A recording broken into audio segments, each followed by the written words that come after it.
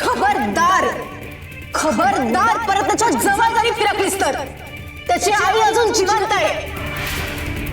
डोळ्यात तेल घालून लक्ष आहे माझं, समजलं? चिडचिड मेली आली आहे. वंजा ऐका ना, मी काही नाही केलं. वंजा ऐकून तरी घ्या.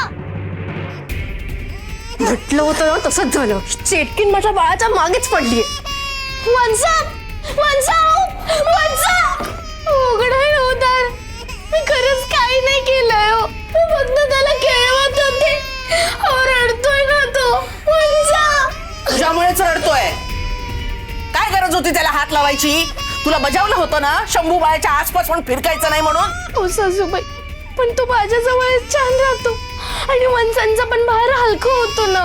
पण तुला काय गरज होती त्याला घ्यायची? नाही सांगितलं तरी लोचटासारखी पुन्हा पुन्हा तेच तेच काय करतेस ग?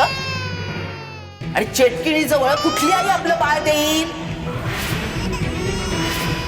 आणि तुझ्या बरोबर शांत राहतो म्हणजे तू शंभूवर पण काहीतरी चेटूक केलं असणार. नाही हो सासूबाई, पण त्याला बाहेर घ्या ना. किती कळवळतोय बघा ना, खूप रडतोय होता. अगं किती निलाचरी आहेस ग तू. सांगितलं ना तुला नाही म्हणून, तरी घ्या घ्या घ्या करते. नाही, अशी ऐकणार नाहीस तू. बस झालं. काय करतेस हे? असा क्षणोक्षणी अपमान करायला, टोचून बोलायला सखूला परत आणलायस का तू? त्या यमुनाताईला सांग जरा, त्या शंभूवर जरा जीव लाव म्हणावं, म्हणजे तो मामी मामी न करता तिच्या जवळ राहील. हो, शंभू बाहेर रडतोय. त्याला घेते ना मी शंभूला शांत करते ना. वंचांना सांग ना त्याला इकडे राहायला. उगाच नका रडवू त्याला. यमुने, आण शंभू बाळाला बाहेर. अगं किती रडवतीस त्याला?